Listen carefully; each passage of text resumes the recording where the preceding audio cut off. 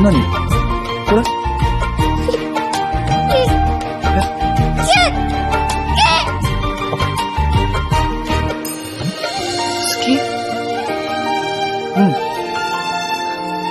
கிரேதானே வானம் பேசும் பேச்சு துளியாய் வெளியாகும் வானவெல்லின் பேச்சு நிறமாய் வெளியாகும் உண்மை ஊமையானால் கண்ணீர் மொழியாகும்